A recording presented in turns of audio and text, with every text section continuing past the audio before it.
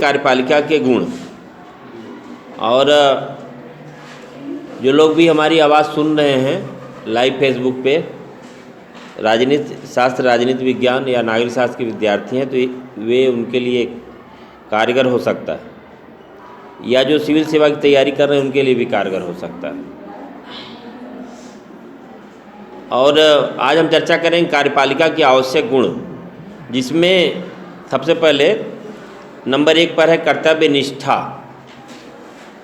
हम यह बखूबी तौर पर जानते हैं कि किसी भी कार्य को जब तक हम कर्तव्य निष्ठा से नहीं पूर्ण करेंगे तब तक उसमें बेहतर परिणाम हमें नहीं मिलेगा।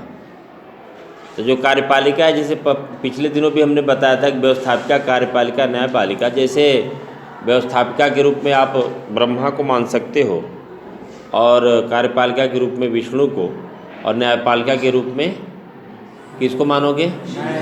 महेश को मान सकते हो। कमोबेश शासन या सरकार की जो तीनों अंग हैं उनकी कुछ इसी तरह से भूमिका है। तो कार्यपालिका के जो आवश्यक गुण हैं उसमें नंबर 1 है कर्तव्य निष्ठा। और आप समझ सकते हैं कि मुख्य कार्य आखिरकार है क्या? देश में शांति व्यवस्था को बनाए रखना, या जो व्यवस्था है वह सुव्यवस्थित रहे, इसको कायम रखना है प्रमुख कार्य है। राज्य के अनिवार्य कार्य में भी आप लोगों ने पढ़ा है कि सबसे पहले देश की सुरक्षा, और उसके बाद जब हम दूसरे कार्यों में आते हैं जो आवश्यक कार्य है उसमें, तो फिर हम देश के विकास की बात करते हैं। तो कार्यपालिका का भी जो मुख्य कार्य है वह यही है कि देश में शांति और सुव्यवस्था बनी रहे। ये पहला काम उसका है। और इस कार्य को हम कैसे पूरा करेंगे? जब हम कर्तव्य निष्ठ होंगे।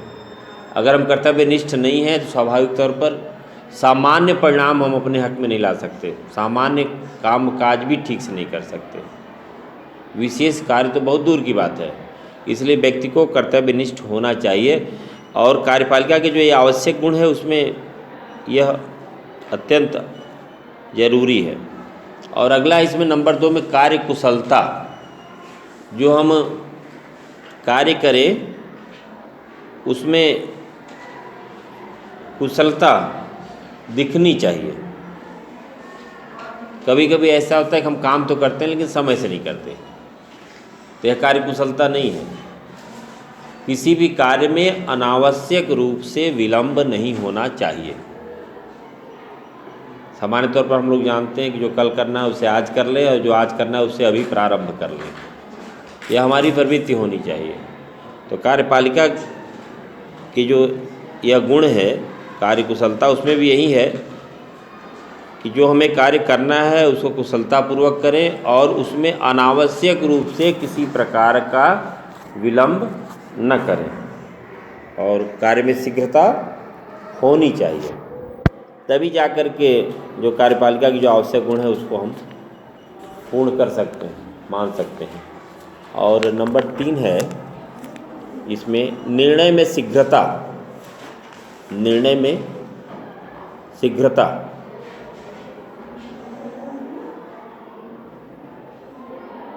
नोट कर लिया आपने? निर्णय में शीघ्रता एक कार्यपालिका के गुण में तीसरे क्रमांक पर है। हम खूब अच्छी तरह से इस बात को समझते हैं, जानते हैं। बेहतर निर्णय वही है जो शीघ्रता से हो जाए। आप लोग भी जानते समझते हैं, कभी कभी निर्णय आने में इतना विलंब हो जाता है, जो पीड़ित पक्ष है उसका ही अंत हो जाता है या वह मृत हो जाता है। तो ऐसी स्थिति में उसके लिए न्याय का कोई मतलब नहीं रह जाता। इसलिए निर्णय में शीघ्रता होनी चाहिए, जो भी है उससे फैसला शीघ्र हो जाए। तभी जाकर के हम यह मान सकते हैं कि जो कार्यपालिका की वर्किंग है, जो कार्य है, वह बेहतर है। और उन स्थितियों में और भी ज़्यादा आवश्यक हो जाता है जब संकट काल की स्थिति हो, आपातकाल की स्थिति हो या विषम परिस्थिति हो। जैसे राष्ट्रपति के संकटकालीन अधिकार या भारतीय संविधान में आपातकालीन अधिकार, जिसमें आर्टिकल नंबर 352 जिसमें युद्ध या बाह्य आक्रमण या सशस्त्र विद्रोह, इन स्थितियों में हमें निर्णय शीघ्रता से लेना पड़ेगा। अगर हम शीघ्रता से निर्णय नहीं लेंगे तो परिणाम हमारे पक्ष में नहीं होगा। इसलिए कार्यपालिका का जो तीसरा महत्वपूर्ण गुण है कि कार्यपालिका को दृढ़ता के साथ, मजबूती के साथ संकट काल की स्थिति या विषम परिस्थिति में या विशेष स्थिति में या आपातकाल की स्थिति में उसे निर्णय में शीघ्रता करना ही चाहिए। यह कार्यपालिका का गुण है। अगर ऐसा नहीं है तो कार्यपालिका बेहतर तरीके से कार्य नहीं कर पा रही। और अगला है नंबर 4 में सच्चाई तथा ईमानदारी। सामान्य सी चीज़ें इसमें बहुत सी ऐसी हैं जो व्यक्ति के जीवन के लिए भी महत्वपूर्ण होती हैं, और जो विभिन्न संस्थाएं हैं, कार्यदायी संस्थाएं हैं, या जो शासन के प्रमुख अंग हैं, सरकार के जो प्रमुख अंग हैं, उनके लिए भी वह कॉमन होती है। जैसे नागरिकों के लिए जो चीज़ें आवश्यक हैं उनके अंदर जो गुण होना चाहिए, कमोबेश कुछ उसी तरह से कार्यपालिका के आवश्यक गुण में भी है कि उसकी जो कार्य प्रणाली है वह सही हो। जैसे सच्चाई तथा ईमानदारी। सामान्य तौर पे क्या कहा जाता है, लोग कहते हैं कि झूठ मत बोलो, यही बोलते हैं ना। कहना क्या चाहिए, सदा सच बोलो, ठीक है ना, सदा सच बोलो। तो यहाँ भी यही है कि अगर हम ईमानदारी की बात करते हैं तो भ्रष्टाचार अपने आप खत्म हो जाएगा, ठीक है ना। और जब हम कहते हैं कि भ्रष्टाचार मत करो तो उसमें कहीं न कहीं यह बात आती है कि जरूर भ्रष्टाचार है, इसलिए इसकी चर्चा की जा रही है। और है भी, ऐसा नहीं है कि भ्रष्टाचार नहीं है। और घूसखोरी, भ्रष्टाचार पर रोक व्यक्ति या किसी संस्था के प्रतिनिधि द्वारा ईमानदारी और सच्चाई से कार्य करने पर ही लग सकेगा, ठीक है ना। अगला है नंबर 5 में निष्पक्षता। निष्पक्षता, जो भी चीज़ें आपको बताई जा रही हैं अंतर्राष्ट्रीय स्तर पर कार्यपालिका के जो गुण हैं, जो वर्किंग है, उसकी चर्चा की जा रही है। जैसे निष्पक्षता की बात जब आती है तो हमारे यहाँ भारतीय संविधान में भी इस बात का उल्लेख है कि हम किसी भी संप्रदाय, एक शब्द है धर्म, वास्तव में धर्म की व्याख्या बेहतर तरीके से न तो राजनीतिक दल कर रहे हैं, न तो समाज के जो जिम्मेदार लोग हैं वे कर रहे हैं। भ्रम की स्थिति सदैव बनी रहती है। और संप्रदाय को लोग धर्म कहते हैं, जिसकी वजह से विवाद की स्थिति पैदा होती है। हमें संप्रदाय और धर्म को बखूबी समझना पड़ेगा। धर्म अलग अलग नहीं है, धर्म बल्कि एक है। हिंदू, मुस्लिम, सिख, ईसाई या जैन या पारसी, ये सब कुछ जो कुछ है क्या है, संप्रदाय है। क्या है, संप्रदाय है। धर्म तो एक है जिसे धारण किया जा सकता है, इसके अलावा अन्य कोई चीज़ है तो वह धर्म नहीं है। तो निष्पक्षता में भी जब बात आती है तो इसमें प्रमुख चीज़ यही है कि हम संप्रदाय के आधार पर किसी के साथ भेदभाव न करें, जाति के आधार पर किसी के साथ भेदभाव न करें, वर्ग के आधार पर हम किसी के साथ भेदभाव न करें, या क्षेत्र के आधार पर किसी के साथ भेदभाव न करें, भाषा के आधार पर किसी के साथ भेदभाव न करें, या स्त्री या पुरुष के आधार पर किसी के साथ भेदभाव न करें। यही निष्पक्षता है। अगर सार्वजनिक हितों को हमें ख्याल में रखना है, उन्हें पूर्ण करना है, निष्ठापूर्वक उसको संपादित करना है, तो हमें इस बात का ख्याल रखना पड़ेगा कि हम निष्पक्ष हों, अर्थात बिना किसी पक्षपात किए ही हम निर्णय लें, फैसला करें और उसके अनुसार अपने कार्यों को पूर्ण करें। कार्यपालिका की आवश्यक गुणों में प्रमुख है, तभी लोगों का विश्वास होगा। लोग किसके प्रति विश्वास व्यक्त करते हैं, जो लोग निष्पक्ष होते हैं। लोगों के भरोसा होता है कि यह व्यक्ति पक्षपात नहीं करेगा, चाहे उसका वह अपना हो या पराया हो। कभी कभी लोगों के मन में यह बात आती है कि वो तो उसका अपना है इसलिए हो सकता है पक्षपात कर दे। तो निष्पक्षता जो न्यायोचित है, जो उचित है, उसी कार्य को, यह कार्यपालिका के आवश्यक गुणों में है। और गोपनीयता, गोपनीयता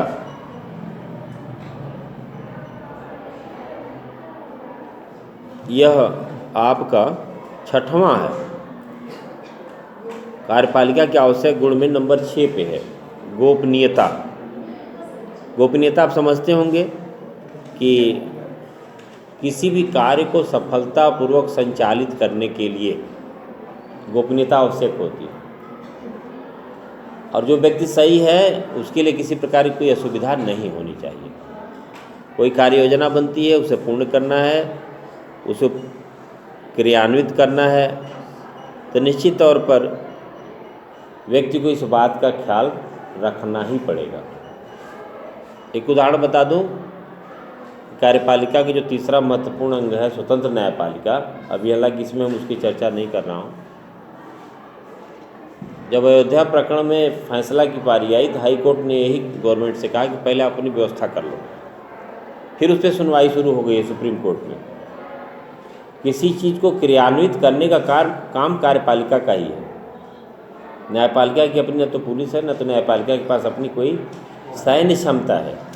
न्यायपालिका स्वतंत्र है और न्यायपालिका द्वारा लिए गए निर्णय को कार्यपालिका ही क्रियान्वित करती है। चाहे व्यक्ति की गिरफ्तारी हो, चाहे किसी व्यक्ति को सजा देना हो, ये समस्त कार्य न्यायपालिका कार्यपालिका के माध्यम से ही कराती है। अभी न्यायालय में मामला चल रहा है अयोध्या का, उम्मीद है कि लगातार सुनवाई होगी, तो उसमें भी जो चीज़ें आएंगी उसको कौन क्रियान्वित करेगा? कार्यपालिका। कार्यपालिका के माध्यम से ही उन सारे कार्यों को, इसलिए उसमें गोपनीयता आवश्यक होती है कि कोई निर्णय लिया जा रहा है, कोई फैसला आ रहा है या उसे क्रियान्वित करना है, तो ऐसी कोई चीज़ समाज में न फैल जाए जिससे अशांति की स्थिति पैदा हो जाए। उसका पूर्वाभास करके, आकलन करके, स्थितियों को समझ करके बखूबी तौर पर इस तरह के मामलों में तब निर्णय होते हैं।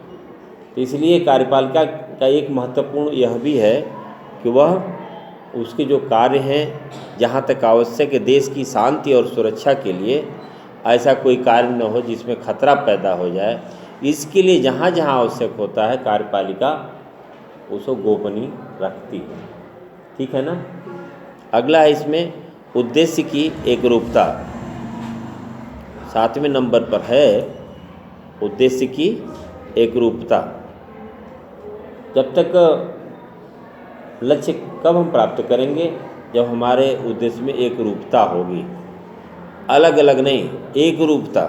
अगर अलग अलग स्थितियां बनेंगी तो स्वाभाविक तौर पर कार्य करने में असुविधा होगी। तो जो कार्यपालिका के कार्यों की सफलता के लिए यह हम कह सकते हैं या यह हम मानते हैं कि अत्यावश्यक है कि उसके निर्णय में विरोधाभासात्मक न होकर एकरूपता हो। इसके साथ ही कार्यपालिका का निश्चय अंतिम होना चाहिए। सामान्य जीवन में भी व्यक्ति के निर्णय में या क्रियाशीलता में, कार्यशैली में एकरूपता होती है तो उसको लक्ष्य आसानी से प्राप्त हो जाता है। और जब उसमें विरोधाभास होता है तो स्वाभाविक है कि लक्ष्य की प्राप्ति में संशय उत्पन्न हो जाएगा सामान्य तौर पर। इसलिए कोई भी चीज़ करने से पहले आप 100 बार 1000 बार सोचिए, करिए, और लेकिन जब आपने विचार कर लिया कि यह कार्य बेहतर है, इसको हम कर सकते हैं, इसको करने में समाज का हित है, राष्ट्र का हित है, तब फिर अपना कदम बढ़ाइए। और कदम बढ़ाइए तो फिर पीछे मत हटिए, निश्चित तौर पर लक्ष्य आपको प्राप्त होगा। उसी तरह से कार्यपालिका के आवश्यक गुण में भी है कि जो उसका उद्देश्य है उसमें एकरूपता होनी चाहिए, यह उसका गुण है, तभी जाकर के लक्ष्य की प्राप्ति होगी। यह आपका कार्यपालिका के आवश्यक गुणों की चर्चा हुई, जिसमें सबसे पहले कर्तव्य निष्ठा, उसके बाद कार्यकुशलता, और नंबर 3 पर निर्णय में शीघ्रता, नंबर 4 में सच्चाई तथा ईमानदारी, नंबर 5 में निष्पक्षता, नंबर 6 में गोपनीयता और नंबर 7 में उद्देश्य की एकरूपता। अब इसके आगे हम चर्चा करें कार्यपालिका के कार्य, उसके कार्य कौन कौन से। इन दोनों की जब चर्चा कर लेंगे तो इसके बाद अगर आपके मन में कोई प्रश्न होगा तो आप उसे भी हमसे शेयर कर सकते हैं, पूछ सकते हैं। हम चर्चा करते हैं कार्यपालिका के कार्य, कौन कौन से कार्य हैं कार्यपालिका के। नंबर 1 पर आप लिखिए कूटनीतिक कार्य। कूटनीतिक कार्य,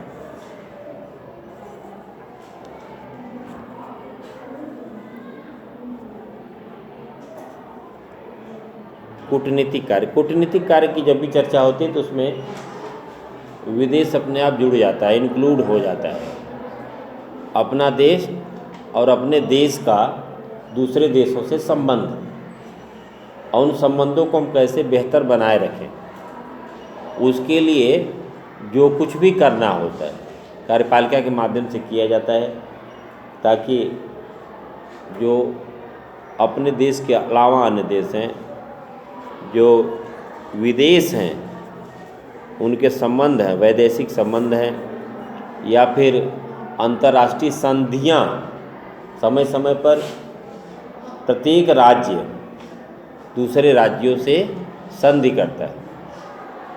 जो राजनीति शास्त्र के विद्यार्थी, राजनीति विज्ञान के या नागरिक शास्त्र के, ये खूब अच्छी तरह जानते हैं कि भारत एक क्या है, राज्य है। क्या है? राज्य है। उत्तर प्रदेश, बिहार, मध्य प्रदेश, छत्तीसगढ़, यह सब राज्य नहीं है।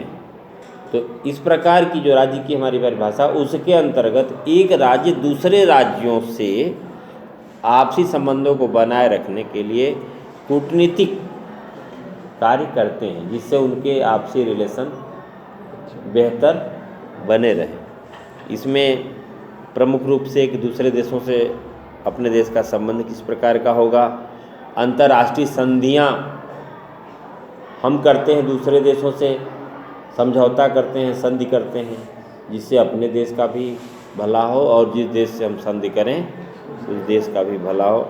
ऐसा करके हम और विदेशों में अपने प्रतिनिधियों की नियुक्ति भी करते हैं। प्रत्येक राज्य अन्य राज्यों में नियुक्ति करता है। किसकी नियुक्ति करता है? अपने प्रतिनिधियों की। किसकी? अपने प्रतिनिधियों की। जैसे आप सिविल सेवा की जब तैयारी करेंगे, उसमें जो आपका भारतीय प्रशासनिक सेवा है, जिसमें आपका भारतीय प्रशासनिक सेवा की जो परीक्षा होती है, उसमें जो अभ्यर्थी उत्तीर्ण होते हैं, सफल होते हैं, उसी के अंतर्गत आप जानते हैं कि भारतीय पुलिस सेवा, भारतीय इंजीनियरिंग सेवा और भारतीय वन सेवा और भारतीय विदेश सेवा। जो भारतीय विदेश सेवा, इंडियन फॉरेन सर्विस, इस परीक्षा को जो लोग उत्तीर्ण करते हैं, उनकी नियुक्ति विदेशों में की जाती है, ताकि अपने देश का संबंध अन्य देशों से भी बेहतर बना रहे और उन देशों का भी संबंध अपने देश से बेहतर बना रहे। वहाँ की सामाजिक, आर्थिक, सांस्कृतिक, यानी जितनी भी व्यापारिक जो भी गतिविधियाँ हैं, उन गतिविधियों में इन प्रतिनियुक्ति पर तैनात अधिकारी अपनी योग्यता के अनुसार कार्य करते हैं, ताकि दोनों देशों के संबंध बेहतर बना रहे। और उन्हें पता भी होता है, जैसे उदाहरण के तौर पर भारत का कोई IAFS, भारतीय विदेश सेवा उत्तीर्ण करके कोई अभ्यर्थी अमेरिका में तैनात होता है, तो निश्चित तौर पर अमेरिका की संस्कृति और सभ्यता के बारे में उसे विशेष जानकारी होगी ही। और अमेरिका द्वारा अगर कोई चीज़ अपने यहाँ कोई अधिकारी तैनात होता है, तो यह भी आप समझ सकते हैं, जान सकते हैं कि वह भारत के बारे में विस्तार से जानकारी उसके पास रहेगी। ठीक है, उसके पीछे वजह क्या है? जब हम दूसरे की भाषाओं को समझेंगे, दूसरे की सभ्यता और संस्कृति को समझेंगे, दूसरे के खान पान रहन को समझेंगे, रहन सहन को समझेंगे, तभी जाकर के उससे हम अपना सामंजस्य बना सकते हैं और हम एक दूसरे के लिए बेहतरी का कार्य कर सकते हैं। तो इन स्थितियों जैसे प्रतिनिधियों के माध्यम से होता है, और विषम परिस्थितियों में भी उनका योगदान होता है। उदाहरण के तौर पर किसी दूसरे देश का प्रतिनिधि हमारे देश में है और वह जो दूसरा देश है मेरे देश के विरुद्ध कोई षड्यंत्र करता है, कोई कार्य करता है, तो इन स्थितियों में क्या करेगा भारत? उसे बुलाएगा और उसको समझाएगा या अपनी सूचना देगा कि आपके राज्य द्वारा मेरे राज्य के विरुद्ध कार्य किए जा रहे हैं जो उचित नहीं है, और वह प्रतिनिधि अपने देश को फिर सूचना देता है, बताता है कि हमसे इस तरह से बातें कही गई, उसमें सुधार की गुंजाइश बन जाती है। वह अपने देश का प्रतिनिधित्व करता है। भारत का कोई भारतीय विदेश सेवा का अधिकारी है, विदेश में है, तो वह भारत का प्रतिनिधित्व कर रहा है। अन्य देश का अधिकारी है हमारे देश में, तो वह अपने देश का प्रतिनिधित्व कर रहा है। उसे जब भी बात होती है तो इन स्थितियों में यह हमें महसूस होना चाहिए कि हम अपने देश की बात उससे कर रहे हैं और उसके देश की सूचना हमें प्राप्त हो रही है। और अध्यक्षात्मक अथवा संसदीय शासन में क्रमशः राष्ट्रपति अथवा परराष्ट्र मंत्री ही ये कार्य करते हैं। अलग अलग परिस्थितियाँ हैं, और विदेश मंत्री तो कई हो नहीं सकते। विदेश मंत्री होगा, विदेश राज्य मंत्री होगा, लेकिन संसार में जो सैकड़ों देश हैं, इतने संभव नहीं कि इतने विदेश मंत्री बनाए जा सकें। लेकिन जो IFS भारतीय विदेश सेवा उत्तीर्ण करके जो व्यक्ति अधिकारी बना है, उसके माध्यम से विदेश मंत्री या हमारे देश का जो राष्ट्राध्यक्ष है, राष्ट्रपति या प्रधानमंत्री, उसके माध्यम से अपने कार्य को संपादित करता है। ये कूटनीतिक कार्य है, कार्यपालिका के प्रमुख कार्यों में कूटनीतिक कार्य। और आगे आई विधायी कार्य। हमने पहले भी बताया है कि जो हमारी व्यवस्थापिका है, उसका प्रमुख कार्य है विधि का निर्माण करना।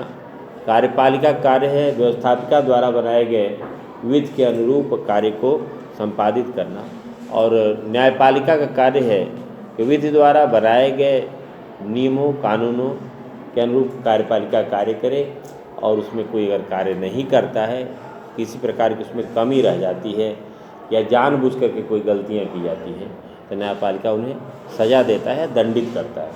ये सामान्य प्रावधान है। परंतु विधायिका के पास भी कुछ निर्णय लेने के अधिकार होते हैं। उसी तरह से कार्यपालिका के पास भी विधायी कार्य है। प्रमुख रूप से विधायी कार्य व्यवस्थापिका के पास है, परंतु कुछ ऐसे मसले हैं जिसमें विधायी कार्य कार्यपालिका भी करती है। जैसे संसदीय शासन प्रणाली में कार्यपालिका विधि निर्माण संबंधी अनेक कार्य करती है। यह संसद के अधिवेशन को आमंत्रित करती है। अधिवेशन, संसद का अधिवेशन, लोकसभा और राज्यसभा के जो सदस्य हैं उनको आमंत्रित करती है, बुलाती है। वह उसको स्थगित तथा भंग भी कर सकती है। स्थगित समझते हैं ना, किसी कार्य को स्थगित करने का अभिप्राय आगे फिर वह होगा, उसकी प्रवृत्ति यह है। अधिकांश विधेयक कार्यपालिका द्वारा ही व्यवस्थापिका में प्रस्तुत किए जाते हैं। स्वाभाविक है कि कोई जो प्रतिनिधि है, चाहे लोकसभा का सदस्य हो, चाहे राज्यसभा का सदस्य हो, चाहे कोई मंत्री हो, उसी के माध्यम से ही सदन में प्रस्ताव प्रस्तुत किए जाते हैं। और उसकी जो प्रस्तावना है, जो उसका प्रारूप है, उसको बनाने में जो भूमिका होती है, वो हमारे जो IAS भारतीय प्रशासनिक सेवा के अधिकारी हैं, उनकी भूमिका महत्वपूर्ण होती है।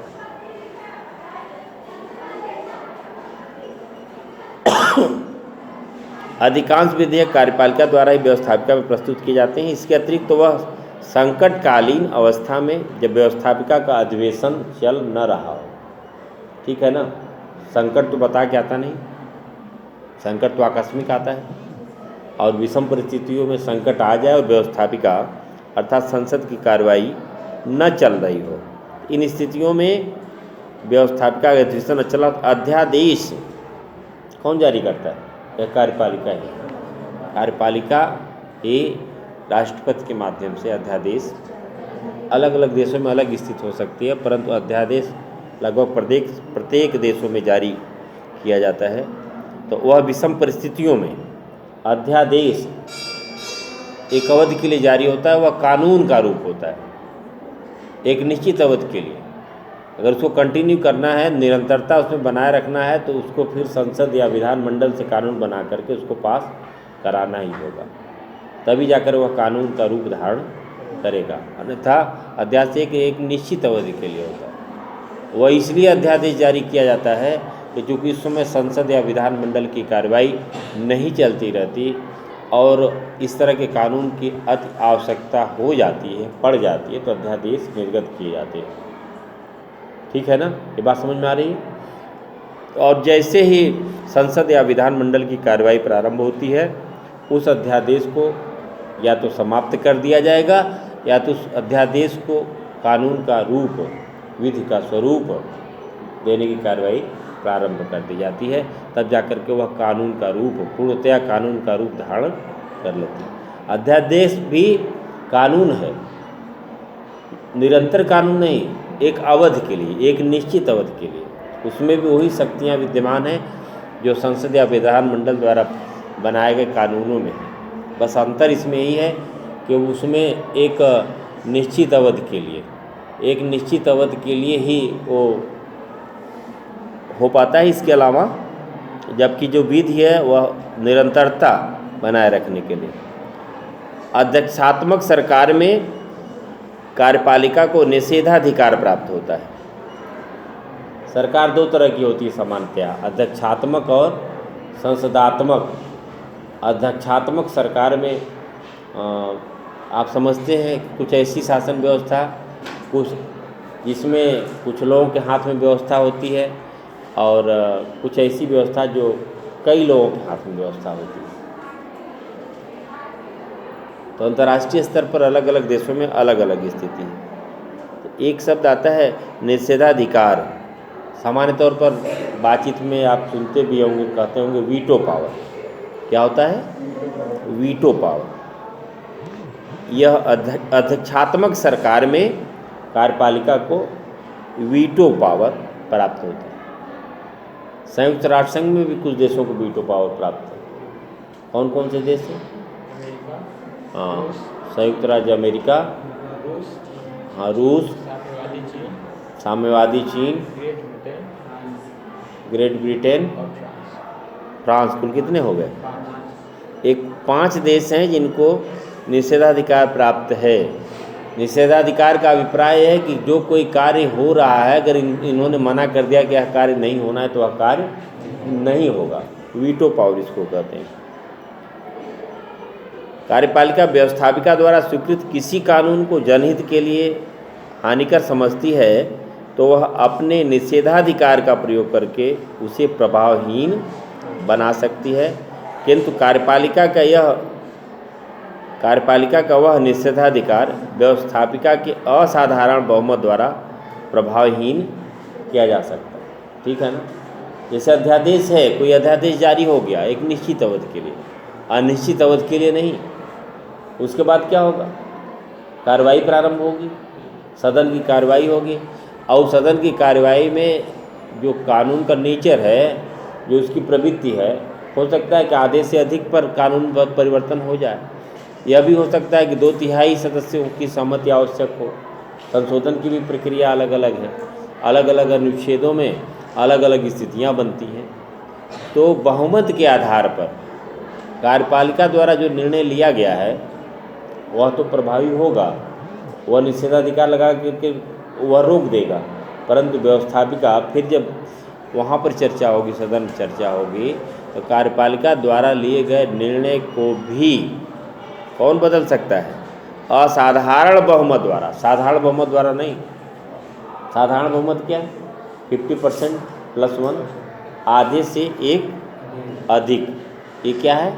साधारण बहुमत। और असाधारण बहुमत 2/3। इतने सदस्य। जैसे आपको राष्ट्रपति को, भारत के राष्ट्रपति को हटाना है, वहाँ वियोग लगाना होगा जिसमें 2/3। भारत के मुख्य चुनाव आयुक्त को हटाना है तो उसमें भी 2/3। न्यायपालिका में जो जज हैं उनको हटाना है तो उनको भी 2/3। यह है असाधारण बहुमत। अल्पमत आधे से कम, बहुमत आधे से अधिक। साधारण बहुमत आधे से अधिक, असाधारण अल्पमत आधे से कम। लेकिन असाधारण बहुमत का अभिप्राय है कि 2/3 सदस्य। कार्यपालिका ने कोई निर्णय ले लिया है, कोई आदेश उसने निर्गत किया है, और व्यवस्थापिका को ऐसा लगता है कि कार्यपालिका द्वारा लिए गए निर्णय राष्ट्र हित में नहीं है, देश हित में नहीं है, इन परिस्थितियों में व्यवस्थापिका ऐसा निर्णय कर सकती है। सदन में 2/3 सदस्य जो असाधारण बहुमत हम कह सकते हैं, उसके आधार पर वह फैसला कर सकती है और उसमें परिवर्तन ला सकती है। अगला प्रशासकीय, नंबर 3 पर प्रशासकीय। प्रशासकीय कार्य कार्यपालिका का प्रमुख कार्य है। प्रशासकीय कार्य, कार्यपालिका व्यवस्थापिका द्वारा निर्मित कानूनों को देश में लागू करती है और इस संबंध में आवश्यक निर्देशन और निरीक्षण करती है। वह राज्य के सब पदाधिकारियों की नियुक्ति करती है, उन्हें अपने पद से हटाती है। इसके अलावा देश में शांति और सुव्यवस्था बनाए रखना, जान माल की रक्षा करना, रेल, तार, डाक, शिक्षा, यातायात की व्यवस्था करना, व्यापार और उद्योग की वृद्धि करना कार्यपालिका के प्रशासनिक कार्य हैं। यह समस्त जितने कार्य हैं किसके कार्य हैं? कार्यपालिका के प्रशासकीय कार्य हैं, ठीक है ना। और प्रमुख बात पहले ही बताया गया कि व्यवस्थापिका द्वारा निर्मित कानून तो लागू करने का कार्य कौन करता है? कार्यपालिका करती है। कार्यपालिका करती है। नंबर 4 पे न्यायिक कार्य। 4 में न्यायिक कार्य, जैसे न्यायिक कार्य प्रमुख कार्य, न्याय का प्रमुख कार्य किसका है? स्वतंत्र न्यायपालिका का। किसका है? स्वतंत्र न्यायपालिका का। परंतु व्यवस्थापिका भी न्याय का कार्य करती है संक्षिप्त रूप में, कार्यपालिका भी न्याय का कार्य करती है संक्षिप्त रूप में, उसका एक स्वरूप है। कार्यपालिका के कई महत्वपूर्ण न्यायिक कार्य हैं। वह न्यायालयों की स्थापना, न्यायाधीशों की नियुक्ति करती है। कौन करता है?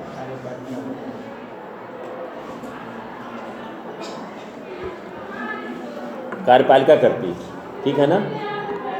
किसकी स्थापना? कोर्ट की स्थापना, न्यायालय की स्थापना। न्यायालय होगी तभी तो न्यायिक प्रक्रिया पूरी की जाएगी, जज होंगे तभी तो न्याय मिलेगा। तो इसलिए कोर्ट की स्थापना और जजों की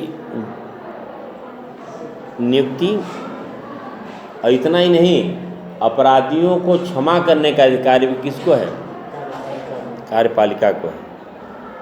क्षमा करने में 2 चीज़ें हो सकती हैं, उसे पूरी तौर पर माफ़ कर देना या उसके दंड में कमी कर देना, या दोनों स्थितियां हो सकती हैं। इसे में समझना होगा। आप इस बात को खूब अच्छी तरह जानते हैं कि अमेरिका के राष्ट्रपति को तो इतना अधिकार प्राप्त है कि वह दंड दिए जाने से पहले ही अभियुक्त को क्षमा प्रदान कर दे। हमारे यहाँ ऐसा नहीं। जैसे भारतीय संविधान में, भारतीय संविधान के अंतर्गत किसी भी व्यक्ति को सज़ा दे दी गई है तो वह राष्ट्रपति के पास आवेदन करेगा और क्षमा याचना की मांग करेगा। राष्ट्रपति उस पर विचार करता है और उस विचार में किसकी सहभागिता होती है? मंत्रिपरिषद की। राष्ट्रपति अकेले कुछ नहीं करता, मंत्रिपरिषद सलाह देती है, एडवाइस देती है कि अमुक व्यक्ति को जो सज़ा दी गई है उसको माफ़ कर दिया जाए या कम कर दिया जाए या उसकी सज़ा न माफ़ की जाए। जो सर्वोच्च न्यायालय द्वारा जो निर्णय सुनाया गया है उसके अनुरूप ही यह कार्य कार्यपालिका कर सकती है। किसी को मृत्युदंड की सज़ा मिली है उसे राष्ट्रपति माफ़ कर सकता है, मृत्युदंड को आजीवन कारावास में बदल सकता है। किसके पास ये शक्ति है? कार्यपालिका के पास। किसके पास है? कार्यपालिका के पास है। इसलिए कार्यपालिका के पास यह न्यायिक कार्य भी है। सामान्य तौर पर न्यायिक कार्यों में हस्तक्षेप नहीं करती कार्यपालिका। प्रारंभ से लेकर के फैसला आने तक समस्त कार्य न्यायालय करता है, न्यायपालिका करती है।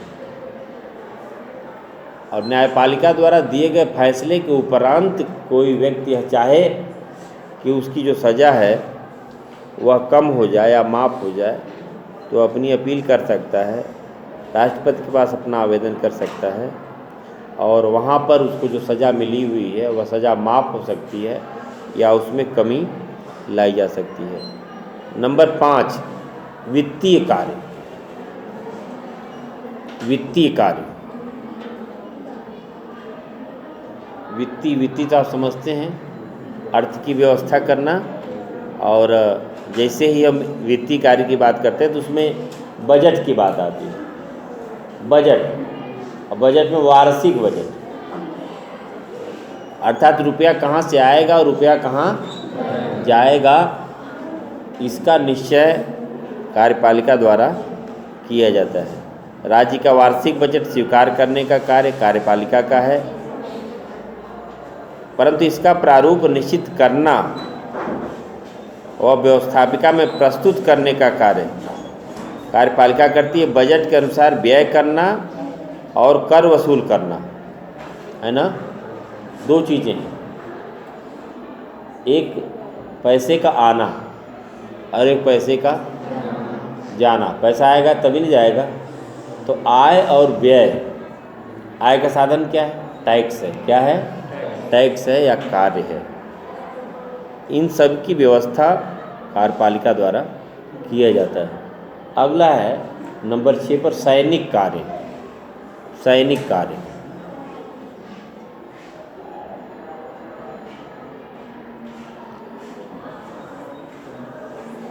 सैनिक कार्य किसके लिए जरूरी है? राज्य की सुरक्षा के लिए। किसकी सुरक्षा के लिए? राज्य की सुरक्षा के लिए यह सैनिक कार्य। कार्यपालिका राज्य की सुरक्षा के लिए भी उत्तरदायी होती है। वह अपने उत्तरदायित्व को पूरा करने के लिए सेनाएं कितनी तरह की? 3, जल, थल और वायुसेना।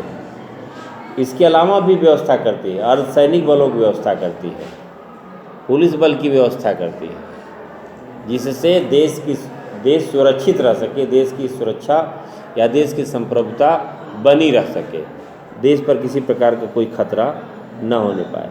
यह किसका कार्य है? कार्यपालिका का। ये अंतर्राष्ट्रीय स्तर पर जितने भी राष्ट्र हैं, जितने भी राज्य हैं, जितने भी देश हैं, जिसे संवैधानिक दृष्टिकोण से हम राज्य कह सकते हैं या राज्य कहते हैं, वह समस्त राज्य अपने राज्य की सुरक्षा के लिए सैनिक व्यवस्था करते हैं, जिसमें पुलिस बल से लेकर के अर्धसैनिक बल और सेना की तैनाती की जाती है। कार्यपालिका का प्रधान बहुधा तीनों सेनाओं का प्रधान होता है।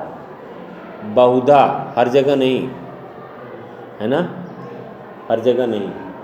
हमारे यहाँ कार्यपालिका का प्रधान ही सेनाओं का भी प्रधान है। ठीक है, तीनों सेनाओं का प्रधान कौन है हमारे यहाँ? राष्ट्रपति। कौन? राष्ट्रपति है। तीनों सेनाओं का प्रधान राष्ट्रपति है। राष्ट्रीय संकट के समय यही सैनिक शासन की घोषणा तथा संचालन करता है। कौन? जैसे हमारे यहाँ आपातकाल की घोषणा हो तो कौन घोषणा करता है? राष्ट्रपति करता है। कौन करता है? संचालन कौन करता है? राष्ट्रपति करता है। कौन करता है? राष्ट्रपति करता है। उसमें संवैधानिक व्यवस्था है। आर्टिकल नंबर 352 या आर्टिकल नंबर 356 या आर्टिकल नंबर 360, इन तीनों अनुच्छेदों का क्रियान्वयन वह मंत्रिपरिषद की सलाह पे ही करेगा। और उससे जो स्थितियाँ परिस्थितियाँ बनती हैं उनको भी वह क्रियान्वित जो करता है वह मंत्रिपरिषद की सलाह पर ही करता है, उससे अलग वह नहीं करता। परंतु कार्यपालिका का प्रधान ही इस कार्य को करता है, उसके नाम पर ही यह चीज़ें होती हैं। तो सैनिक व्यवस्था भी, सैनिक का जो सैनिक कार्य है वह भी कार्यपालिका के प्रधान के द्वारा ही किया जाता है। ठीक है, हम समझ सकते हैं कि जो कार्यपालिका के जो प्रमुख कार्य हैं उसमें नंबर 1 पर आपने नोट किया कूटनीतिक कार्य। कूटनीतिक कार्य में अपने देश का दूसरे देशों से या देश का विदेश से किस प्रकार के संबंध होंगे उनका अध्ययन करके उनके साथ संबंध को स्थापित करना, और विविध प्रकार की जो संधियाँ होती हैं, विदेशों में अपने प्रतिनिधि की नियुक्ति